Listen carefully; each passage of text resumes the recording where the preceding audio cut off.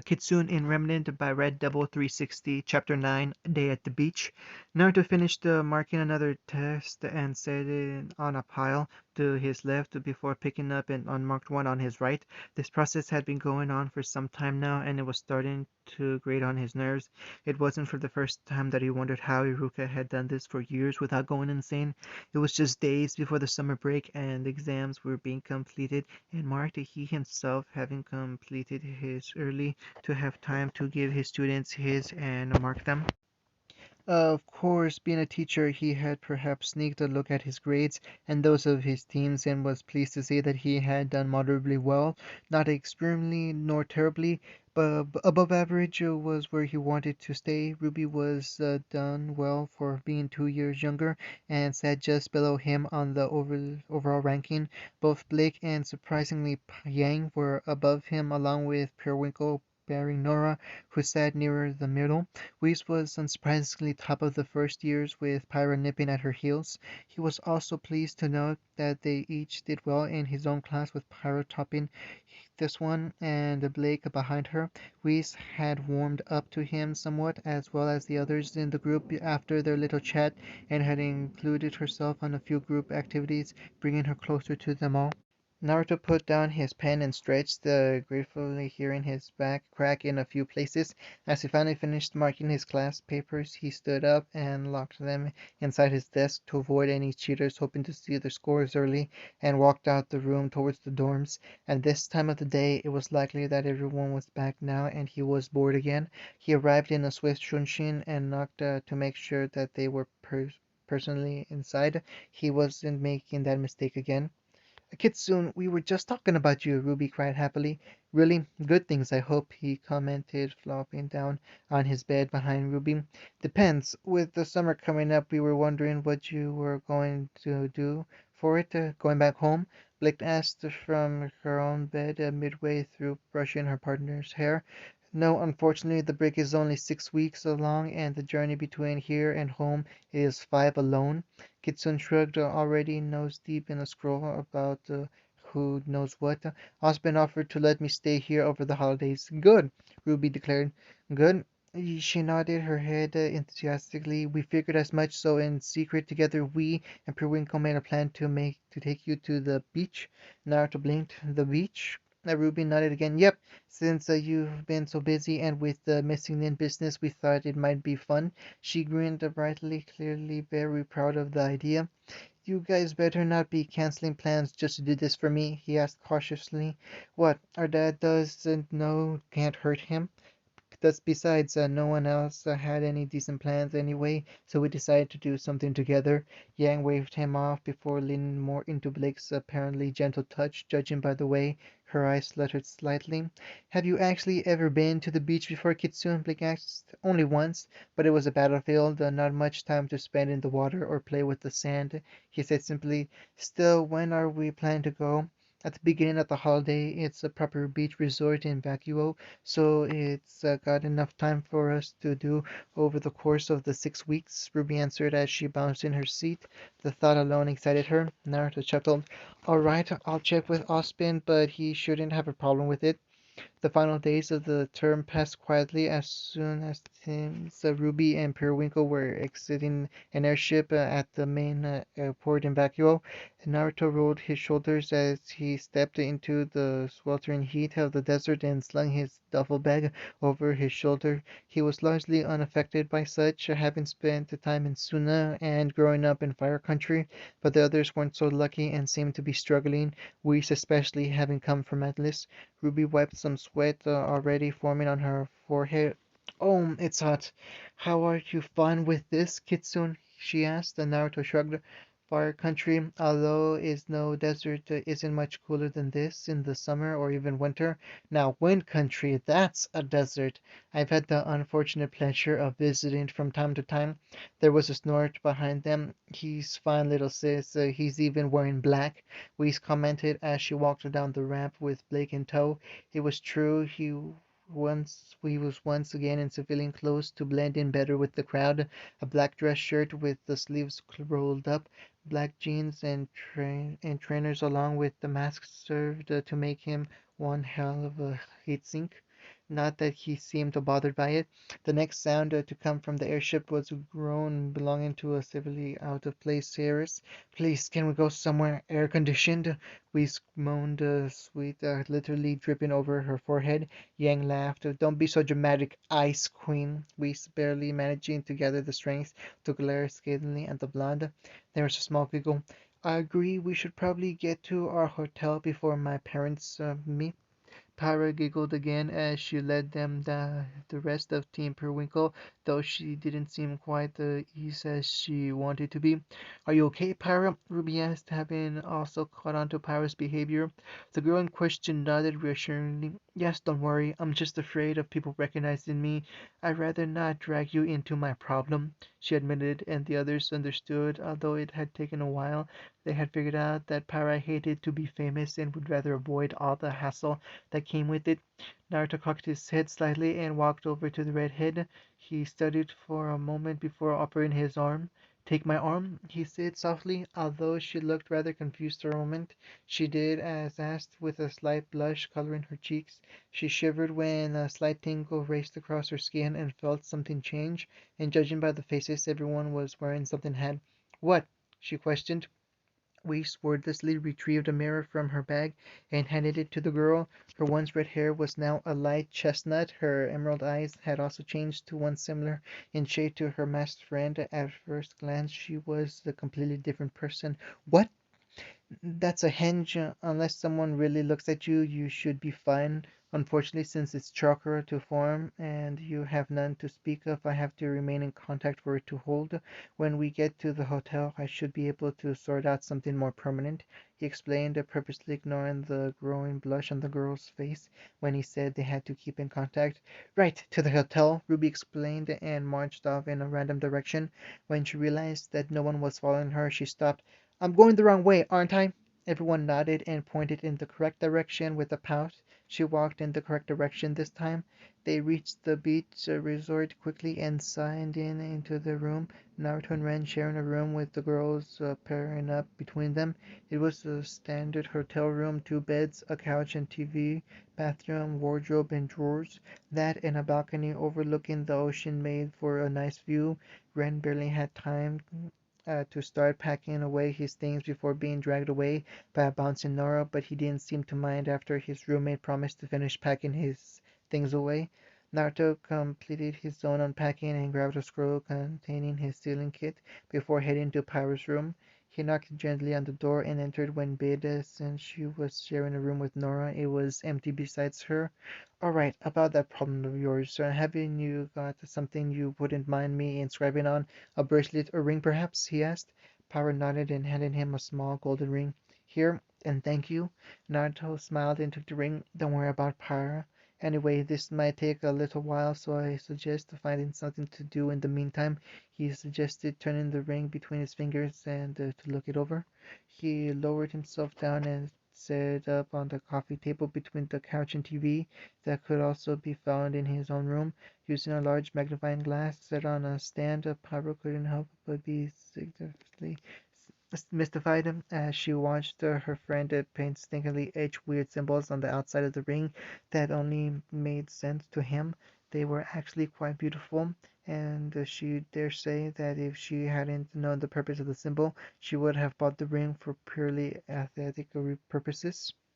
Before she knew it, half an hour had passed and Kitsune was blowing any leftover grating off the finished product. She also blushed again when she realized she had just watched her friend for 30 minutes without pause. Again? I mean, what? There, that should do it, Naruto remarked as he admired his work. Not bad if he said so himself. In addition to the hinge seal he had basically created on the spot, he added a little thing extra in case she ever needed his help. Not that he thought she would, but it never hurt to be careful. Pyra smiled gratefully. "Thank you, Kitsune. You don't know how much I appreciate this," she thanked and accepted the ring when presented to her. Naruto smiled himself and placed a hand on her shoulder. "I understand more than you think, Pyra. If you ever need a hand, give me a call. I'll be there in a flash," he offered with a wink, before disappearing from the room, leaving the girl no time to comment on the offer or the wonder of such. Naruto set down the cool box containing a variety of foods and drinks for everyone to have over the course of the day. The beach was almost picturesque, with sands and clear water, only helped to make the blue cloudless sky even more beautifully perfect. If not for the hordes of people already here, Naruto casually stepped to the side as a flurry of rose petals shot past him and into the oncoming waves, creating a large splash as it did so. Apparently Ruby couldn't wait until they set up shop to get into the water, and judging by the orange blur that followed, neither could Nora. "I get Ruby, but Nora?" he asked, turning to Ren beside him wearing a pair of green trunks and top. The man in question shrugged. "She's just as excited for this as Ruby is. We've never been to the beach." "You said the last beach you went to was a battlefield, Kitsune?" Blake said thoughtfully, striding up to them in a deep purple bikini and a sun hat, presumably so she could read. Naruto hummed, "Yes, your last bastion in the elemental nations was sea country, a small group of islands much like water is. The main island contained your fortress. Without it, we could never reach control over the other small islands, so we attacked them simultaneously. I was a part of the Miyakojima landings to create a breach ahead for the main forces to land." He went quiet and they left it at that. "Oh, don't go gloomy, Kitsune. There's no battlefield here," Yang yelled boisterously, intently flaunting her body in a yellow bikini and a pair of aviators. "Yes, I suppose you're right," he admitted. "I think we should find a space before all of them are taken," Pyra commented, walking up with a red bikini and a sash around her waist. "I agree. I need to work on my tan," we said, looking more comfortable in the heat in a white one-piece and sun hat similar to Blake's. 10 minutes later, Naruto lay on the sand quietly reading along with Blake while we stand herself. The others were playing a game of beach volleyball in the water, the sisters against Pyra and Nora, while Ren offered to referee. "Kitsune," Naruto glanced up from his book to look at Ruby waving at him from the water. "Come on, I can understand Pyra and Whis, but you don't have to be such a bore. Come and play with us. It will be a 3-on-3, she yelled. Naruto sighed through his nose and marked his page before getting up. Unlike Ren, instead of taking his black shirt off, he kept it on to avoid all the attention that he would likely attract with his scars. "All right, Shorty, I'm coming." He relented and made his way over.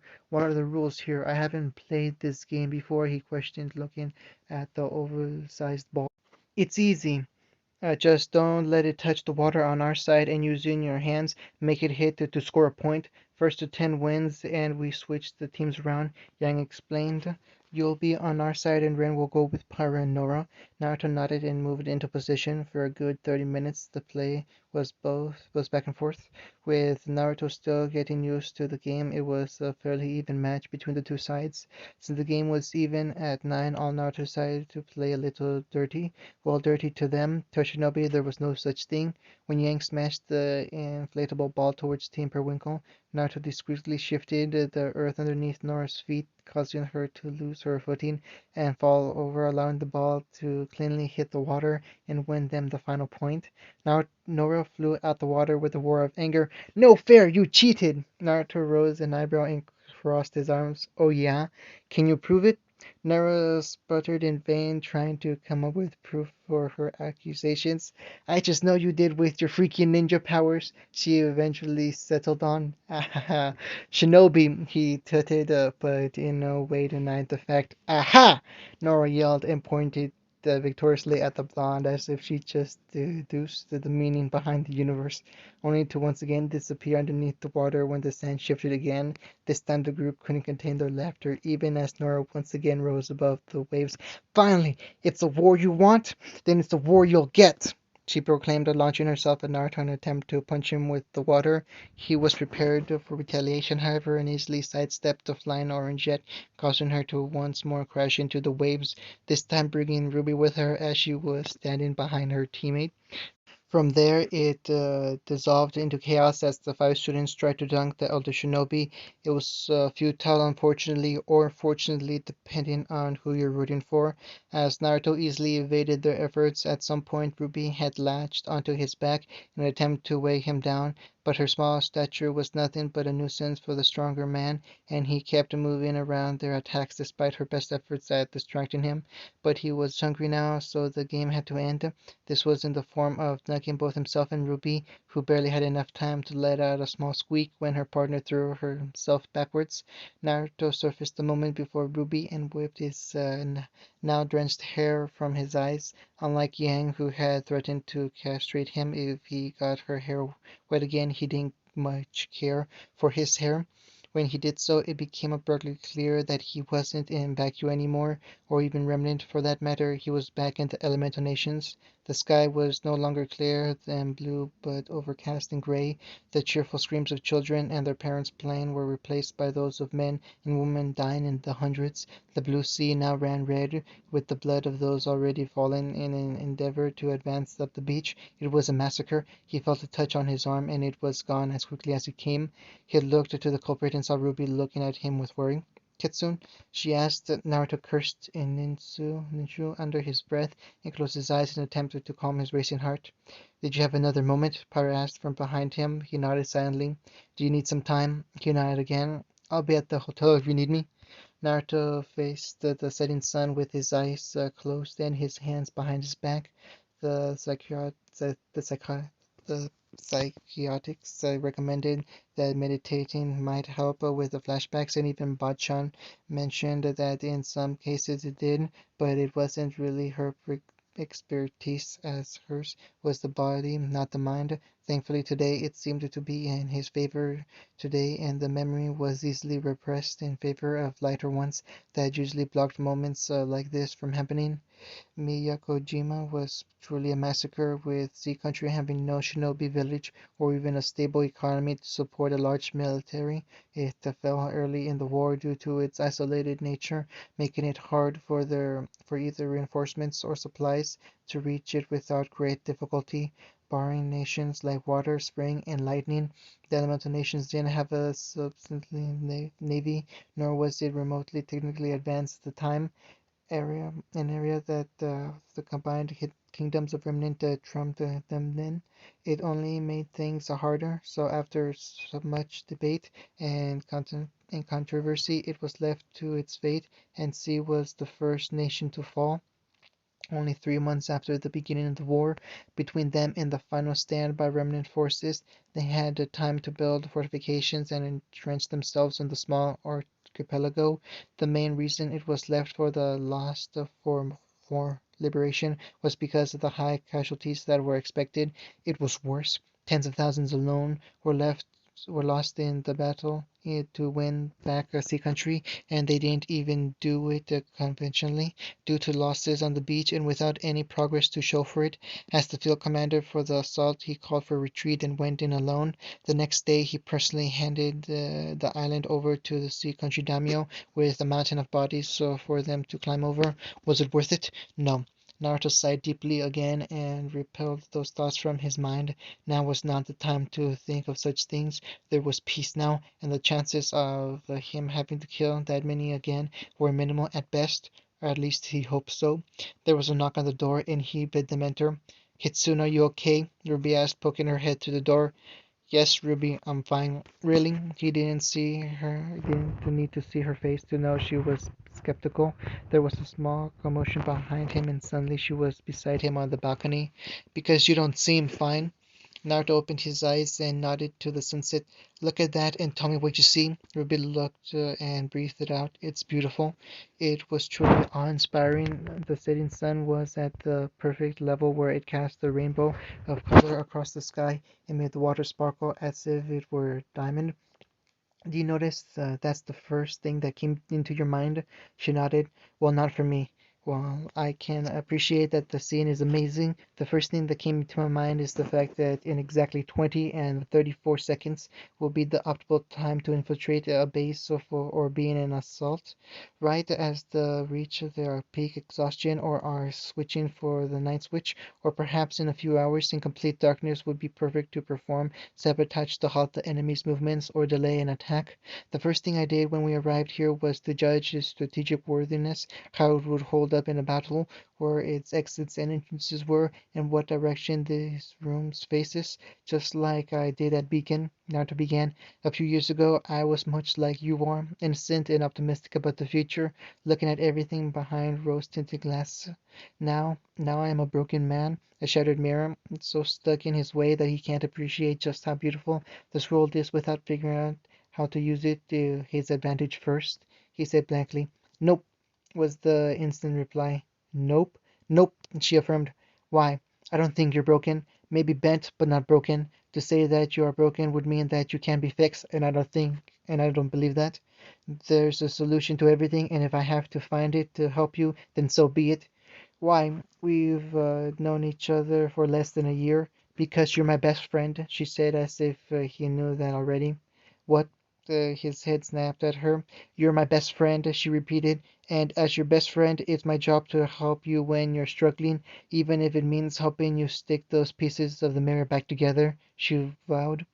Naruto looked at her in shock for a moment before smiling beneath his mask. "You're too good for this world, Ruby," he commented with a head pat. "We're going to watch a movie in mine and Rang's room if you want to join us," Ruby asked hopefully after a while. Apparently neither Blake nor Whis had seen a Baron of the Crown yet, so we were going to watch the first movie, she offered. Naruto thought about it for a moment. All right, I haven't seen it yet either, so it should be interesting, he agreed. Ruby's smile shone brightly before disappearing out of the room. As quickly as she came in, Naruto decided to put something more presentable on rather than trunks and a t-shirt. He entered the room to see the group of students arrayed on the couch and floor in front of the TV. The film was already playing, but he guessed it hadn't been going for long. The group had turned to look at him when they heard the door open and had a positive reaction to him entering. Ruby smiled, and with a nudge, Pyra shifted over so that a gap in the couch was present for him to sit where he plopped himself down without protest. He didn't even question when both Ruby curled up to him and Pyra sneakily snapped a hand into his and gave him a reassuring squeeze. Nor did he complain or make any effort to keep his eyes open when that got heavy and his head dropped back onto the cushions. Maybe, just maybe, he could learn to live again. End of chapter 9.